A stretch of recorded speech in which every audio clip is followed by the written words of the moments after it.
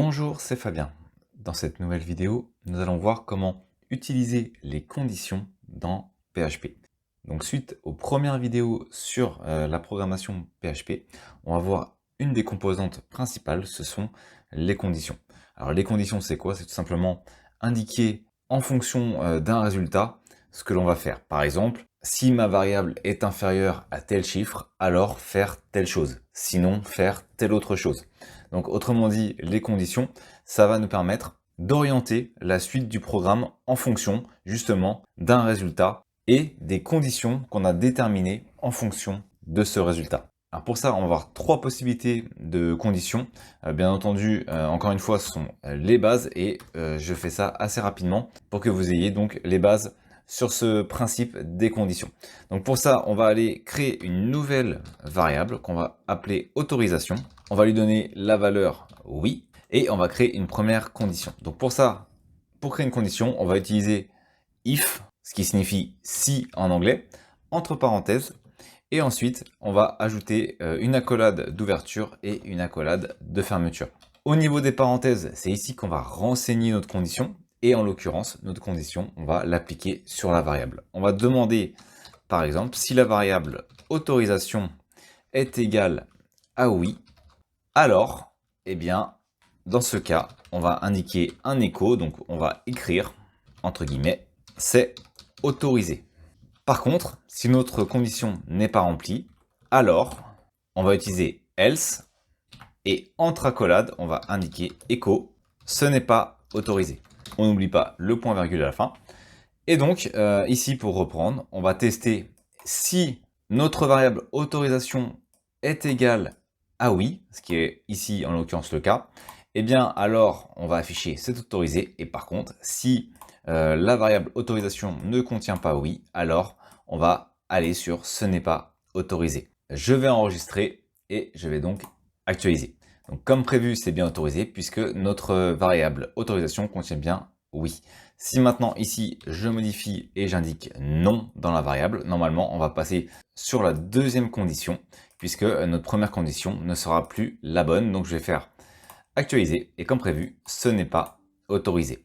Donc voilà pour la première forme de condition. Maintenant, on va utiliser une seconde forme de condition.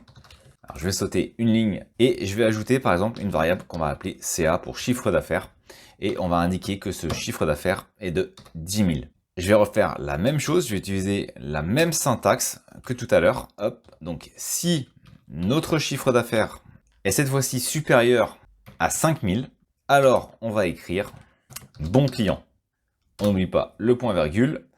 Ici, vous avez pu voir que l'opérateur qui permet donc de faire la comparaison est différent du premier. Ici, c'est le signe égal. Ici, c'est le signe supérieur. On a bien entendu également le signe inférieur. On a par exemple également inférieur ou égal, ou alors supérieur et égal. Vous retrouverez les différents signes opérateurs pour pouvoir faire les comparaisons. Donc on en a plusieurs. Ici, je vais utiliser le signe supérieur. Donc si mon chiffre d'affaires est supérieur à 5000, alors on indique bon client.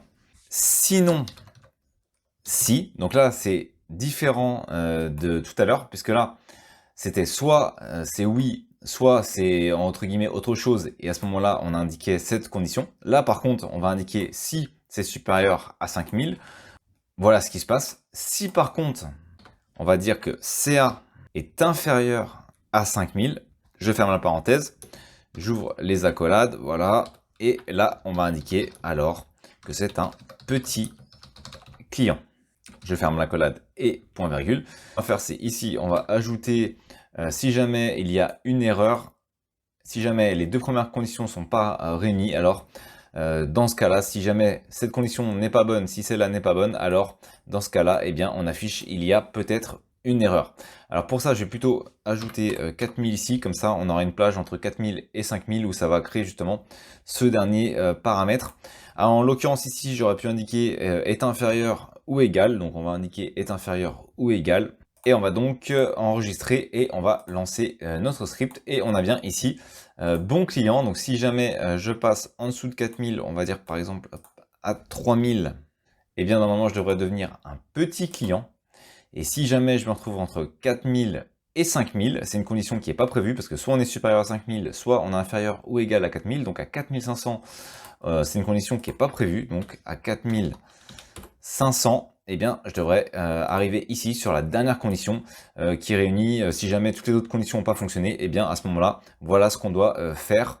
Donc je vais faire enregistrer, et voilà. Et donc là, j'ai bien, il y a peut-être une erreur, j'arrive à la dernière condition. Vous l'avez compris, ici, j'inscris du texte, mais généralement, lorsqu'on va faire des conditions, imaginons ici qu'on arrive sur cette dernière condition, on pourrait très bien dire merci de redonner un nouveau chiffre d'affaires pour pouvoir arriver dans une des deux premières conditions, et lorsqu'on arrive par exemple dans cette condition, faire autre chose par la suite, lancer peut-être une autre commande par exemple. Donc voilà comment on peut créer une deuxième solution où on va avoir justement plusieurs conditions, et on va voir une troisième chose pour procéder donc avec switch. Lorsqu'on va avoir par exemple plusieurs conditions, ça peut arriver qu'on ait beaucoup de conditions à la suite. Généralement ce qu'on fait, c'est qu'on va utiliser un switch.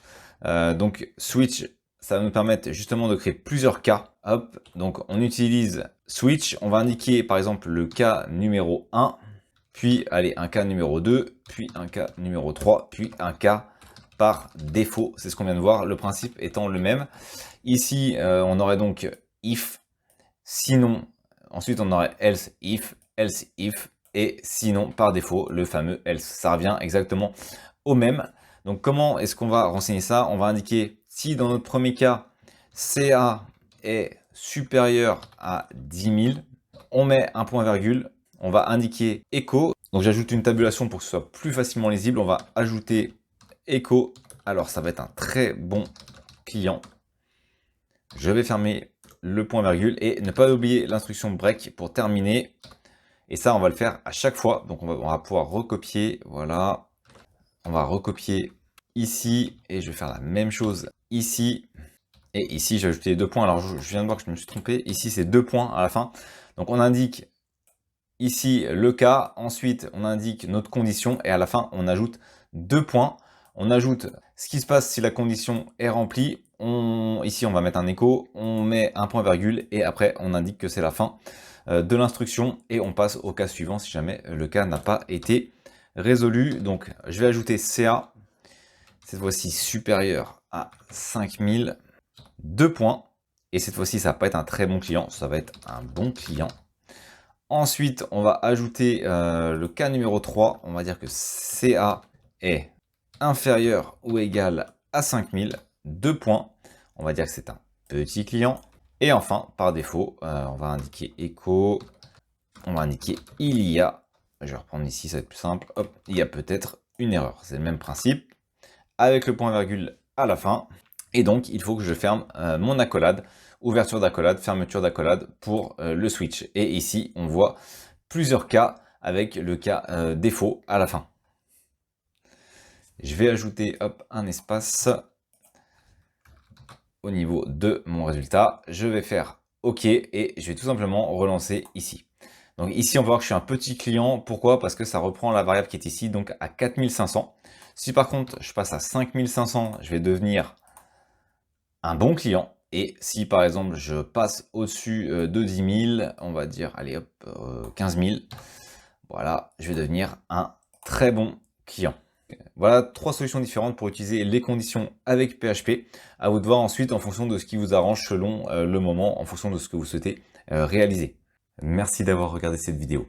Si vous n'êtes pas abonné, j'espère que cette vidéo vous donnera envie de le faire en cliquant sur le bouton s'abonner et en activant les notifications pour ne manquer aucune des prochaines vidéos. De plus, vous trouverez dans la description un sondage pour déterminer les prochains sujets. À très vite pour une nouvelle vidéo.